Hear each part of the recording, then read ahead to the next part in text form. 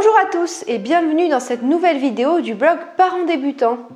Aujourd'hui, je vous propose une nouvelle vidéo de la série Mythbuster sur un mythe qu'on connaît tous très bien, le rose pour les filles et le bleu pour les garçons. Alors, faut-il habiller ses enfants en bleu et en rose? Est-ce qu'on n'a pas droit à d'autres couleurs?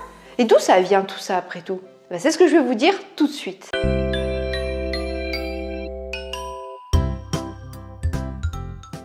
Alors on va commencer par faire un petit peu d'histoire. Sortez vos cahiers et préparez-vous à prendre des notes. Il faut savoir que, en fait, pendant de nombreux siècles, il n'y a pas eu de distinction entre les bébés filles et les bébés garçons. Tout le monde était habillé en blanc. Pourquoi? C'est très simple. C'est parce qu'en fait, d'abord pour des raisons culturelles, le blanc c'était la couleur de la pureté, de l'enfance, la couleur des anges. Donc c'était une couleur qui allait bien aux enfants. Et ensuite, parce que comme teindre des textiles coûtait très cher, on préférait habiller les enfants en blanc. Et pendant longtemps, ils ont porté jusqu'à 5-6 ans des longues robes, comme les robes qu'on voit quelquefois dans les baptêmes, de longues robes, filles ou garçons, tout le monde portait la même chose. Au Moyen-Âge, s'est instaurée cette fameuse distinction entre le rose et le bleu. Mais là, grosse surprise, attention, accroche-toi, c'est pas celle qu'on croit. En réalité, au Moyen-Âge, c'était les garçons qui portaient du rose et les filles qui portaient du bleu. Si, je t'assure. Parce que le rouge, c'est une couleur virile, c'est une couleur de guerrier, c'est la couleur dont on habille les soldats, c'est la couleur de la puissance. Et donc, c'était normal d'habiller les garçons en rose, qui est un dérivé du rouge. Et les filles, on les habillait en bleu, parce que c'était la couleur de la pureté, la couleur de la virginité, c'est la couleur de la tunique que porte la Vierge dans les tableaux qui la représentent. Donc voilà, rose pour les garçons, bleu pour les filles. Et ouais, globalement cette distinction malgré tout n'est pas très marquée. Le blanc reste quand même majoritairement répandu pendant de très nombreux siècles, avec malgré tout un changement dans la tendance à l'époque de Louis XV.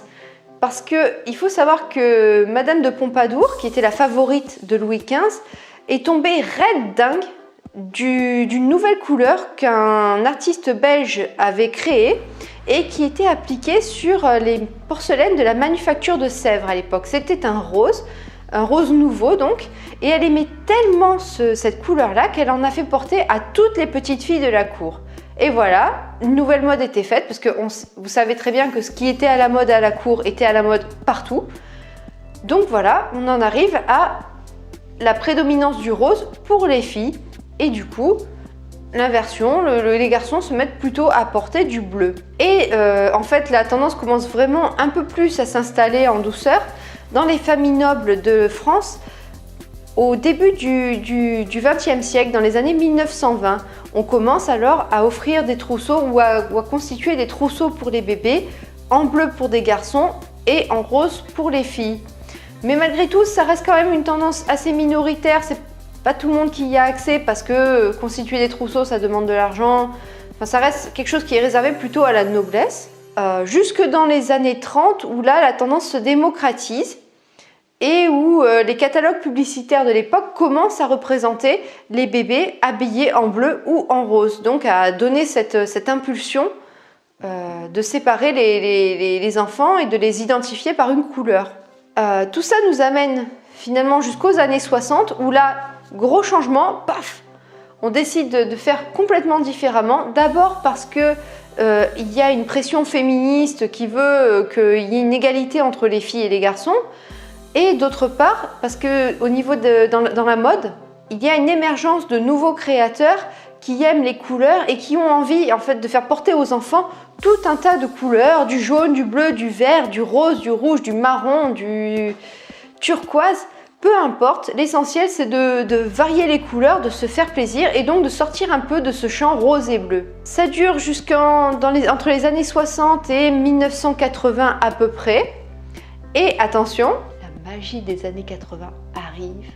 C'est l'émergence des catalogues de jouets pour enfants, c'est aussi l'essor du marketing destiné aux enfants, c'est là que la tendance s'installe durablement telle qu'on la connaît aujourd'hui. En fait, c'est une raison purement marketing, c'est-à-dire que les sociétés qui fabriquent des vêtements pour enfants ou des jouets ou des accessoires de puériculture se disent « Mais pourquoi faire, par exemple, un vélo jaune qu'un petit garçon pourrait prêter à sa sœur quand il n'en aura plus besoin, quand on pourrait en faire un vélo bleu qu'un petit garçon ne pourra pas prêter à sa sœur qui ne voudra pas monter sur un vélo de garçon ?»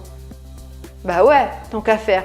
Pourquoi en vendre qu'un quand on pourrait en vendre deux? Le marketing est en action et c'est là qu'on se met à acheter réellement des trousseaux, des vêtements, du matériel, des jouets en rose, rose, rose pour les filles et du bleu pour les garçons.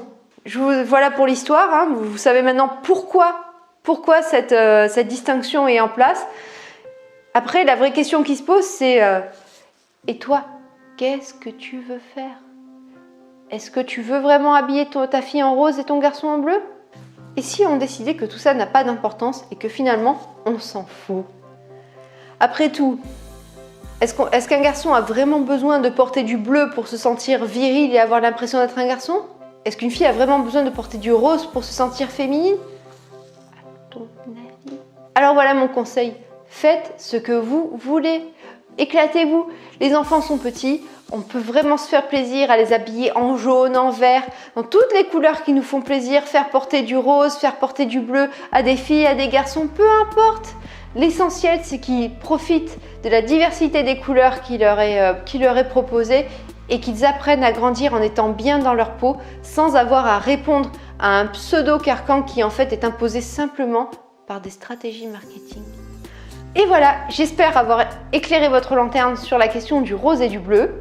Et je vous retrouve très vite pour de nouvelles vidéos. À bientôt!